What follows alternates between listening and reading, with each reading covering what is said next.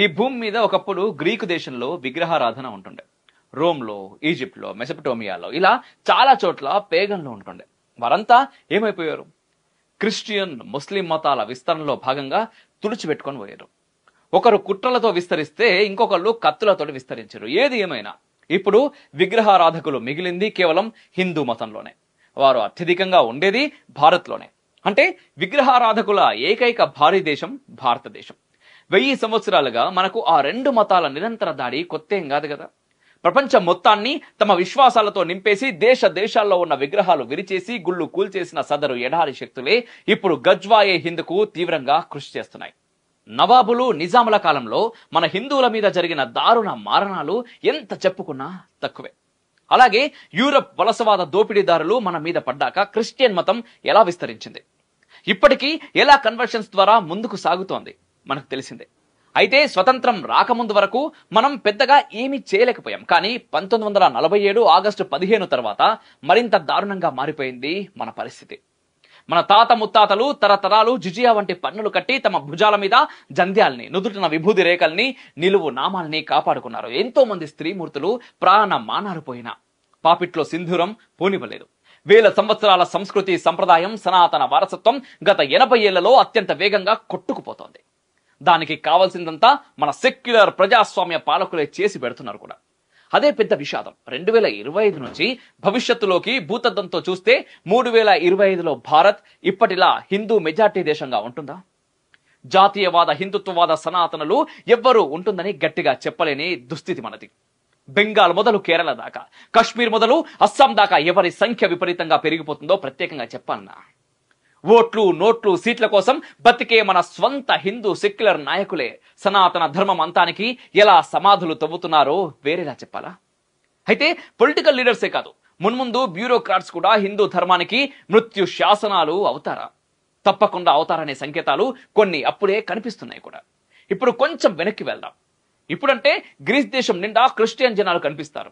కానీ కొన్ని 1000 సంవత్సరాల కిందట అక్కడ పేగాన్స్ ఉంటుండే. అంటే విగ్రహారాధకులు అన్నమాట. ప్రధానంగా సూర్యుణ్ణి అపోలో పేరుతో ఆరాధించే మతం ఉండేది అక్కడ.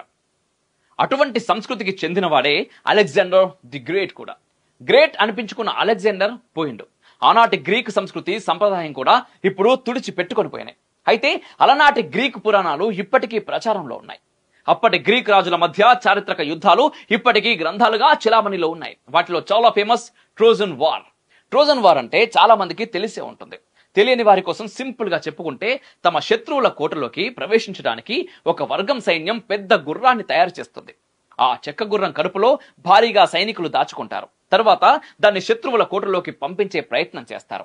ఒక్కసారి ట్రోజన్ హార్స్ లోపలికి ఎంటర్ కాగానే అందులోని సైనికులు బిలబిలమని బయటకు వస్తారు. శత్రువుల కోటని ధ్వంసం చేస్తారు.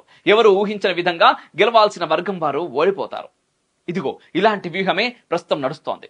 ఒకవైపు హిందువుల అనైక్యత, అయోమయం, మరోవైపు తమని తాము మైనార్టీలుగా చెప్పుకునే వారి ప్రపంచ వ్యాప్త నెట్వర్క్, ఇండియాలోని ముస్లింల కసి, పట్టుదల, కుట్ర అన్నీ కలిసి సివిల్ సర్వీస్ కుర్చీలకు ఆకుపచ్చ రంగు పులిమేస్తున్నాయి. ఒక పెద్ద గుర్రం బొమ్మలో సైనికులు దాక్కొని కోటలోకి ఎంట్రీ ఇవ్వడం పాత కథ. ఇప్పుడు యూపీఎస్సీ పరీక్షల ద్వారా ముస్లిం అభ్యర్థులు వ్యవస్థలోకి జొరబడటం వర్తమాన వ్యవహారం. మీరు ఏటా ప్రచురితమయ్యే సివిల్ సర్వీసెస్ రిజల్ట్స్ ఆన్లైన్ లో చెక్ చేయండి. అందులో మీకు కనిపించే ట్రెండ్ ఏంటంటే ఐఏఎస్లు, ఐపీఎస్లుగా అంతకంతకు ముస్లిం యువతీ యువకులు ఎక్కువగా ఎంపిక అవుతున్నారు. అందులో అనుమానించాల్సింది ఏముంది అంటూ హిందుత్వవాదుల మీద సెక్యులర్ హిందూ కాఫీర్లు ఎగబడిపోవటం పెద్ద ఆశ్చర్యం కూడా కాదు. కానీ డేంజరస్ ట్విస్ట్ ఏంటంటే, ఇక్కడ ముస్లిం క్యాండిడేట్స్ యూపీఎస్సీలో సెలెక్ట్ అవ్వటం రూల్స్ ప్రకారమే జరుగుతోంది. కానీ దాని వెనుక ఉన్న ఉద్దేశమే ఆందోళనకరంగా ఉంటుంది. కొన్నేళ్ల క్రితం జగత్ ఫౌండేషన్ అనే సంస్థ వార్తల్లో నిలిచింది. అది నడిపే వారి సందేశం ఏంటంటే, ముస్లిం యువతీ యువకులు సివిల్స్ క్రాక్ చేస్తే భవిష్యత్ మనదేనని. అంటే ఓటు బ్యాంకుగా మారి మమతా బెనర్జీ లాంటి హిందూ సెక్యులర్ పొలిటికల్ లీడర్స్ ని ఎలా తమ చెప్పు చేతల్లో పెట్టుకుంటున్నారో అదే విధంగా పాలనా వ్యవస్థని గ్రిప్ లోకి తెచ్చుకుంటారన్నట్టు.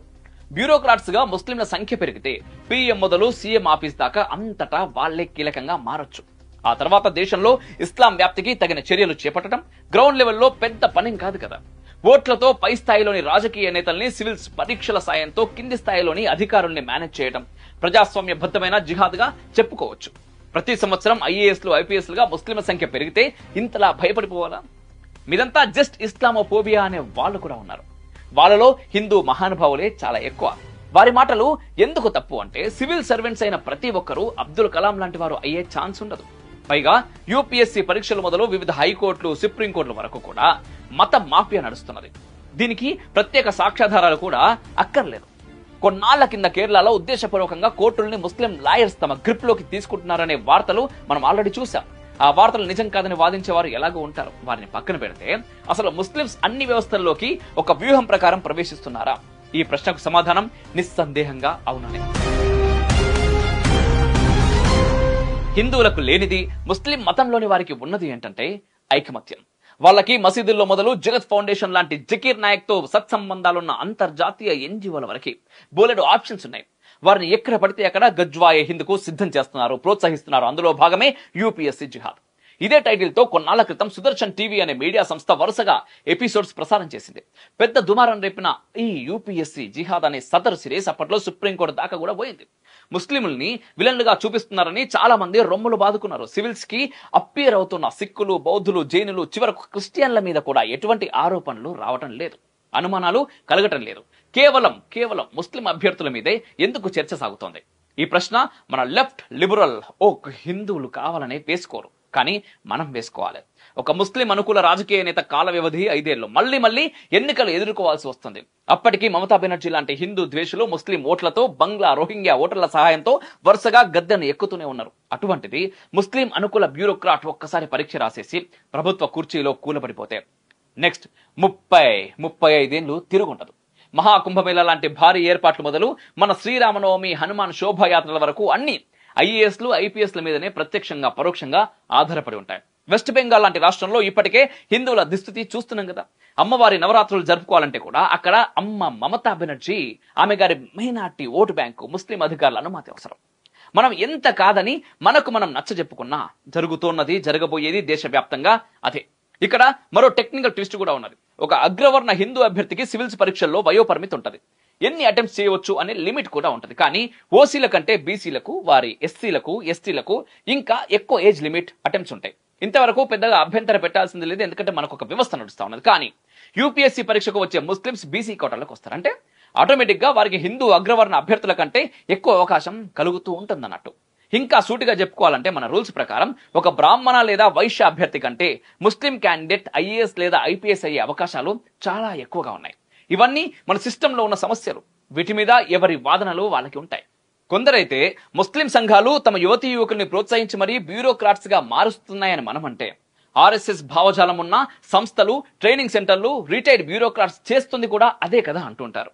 తమ మతం బలపడాలని తమ వారిని యూపీఎస్సీలోకి పంపటం, జాతీయవాదంతో దేశం బలంగా ఉండాలని కోరుకునే ఆర్ఎస్ఎస్ సివిల్ సర్వెంట్స్ ని సిద్ధం చేయటం బోత్ ఆర్ నాట్ సేమ్.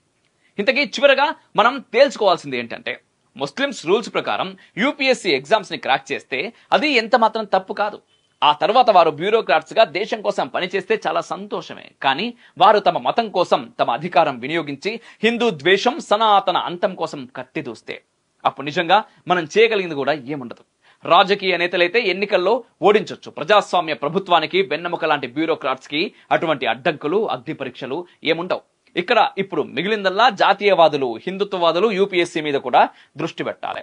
అక్కడ కూడా వీలైనన్ని ఉద్యోగాల్ని ఒడిసిపట్టాలి. రూల్స్ ఎవరికి అనుకూలంగా అనుకోకుండా, బాధపడకుండా, భయపడకుండా బ్యూరోక్రసీ కురుక్షేత్రంలోకి కూడా నేషనలిస్టులు దిగాలి. దేశభక్తి అంటే గన్ను పట్టడమే కాదు, పెన్ను పట్టుడు కూడా. దేశ సరిహద్దుల్లో మంచులో మండే, ఎండల్లో అదరక బెదరక నిలిచే జవాన్లు ఎంత ముఖ్యమో అంతే ముఖ్యం, అంతకన్నా ముఖ్యం ఏసీ గదుల్లో పీఎంఓ, సీఎంఓ, కలెక్టరేట్లు, సెక్రటేరియట్లలో కూర్చొని పనిచేసే ప్రభుత్వ అధికారులు. అన్ని చోట్ల జాతీయవాదులు ఉంటేనే దేశం భద్రంగా ఉంటుంది. జాతీయవాదుల్లో హిందువులే కాదు, ముస్లింలు, క్రిస్టియన్లు, సిక్కులు అందరూ ఉంటారు. మతం ఇక్కడ ప్రధానం కాదు. కానీ ఏ మతంలోని మత పిచ్చి ఉన్నవాడైనా పవర్ఫుల్ కుర్చీలోకి చేరకుండా ఉండటం మాత్రం చాలా చాలా చాలా అవసరం. ఉన్మాది రెచ్చిపోవద్దంటే నిజాయితీ పరుడు, ధైర్యవంతుడు ముందుగా నిద్రలేచి నిలబడాలి. వందే మాత్రమని నినదించాలి. ఇండియాలో చదివి మంచి ప్యాకేజ్ వస్తే అమెరికా చెక్కేసే ముందు మరోసారి ఆలోచించుకోవాల్సిన సమయం ఇప్పుడు ఆసన్నమైంది. జీవితం అంటే చెక్కులు, బ్యాంక్ బ్యాలెన్స్లు మాత్రమే కాదు, దేశం ధర్మమే అసలైన జీవితం. దేశం ధర్మం సాఫ్ట్వేర్ కాదు, హార్డ్ కోర్ ఉద్యోగాలు చేయమంటే తెలివైన యువతీ యువకులు అందుకు సిద్ధపడాలి. భారతమాత పాదాలు వదిలి డాలర్ల వేటలో ఎవరైనా పరుగులు తీస్తారు. తెలివైన ధైర్యవంతులు నిజాయితీగా రణరంగంలో నిలిచి యుద్ధము చేస్తారు. యుద్ధం అందరి వల్ల కాదు, సంగ్రామం కొందరికే సొంతం. మనం భరతమాత ఉత్తమ కుమారులము, ఉత్తర కుమారు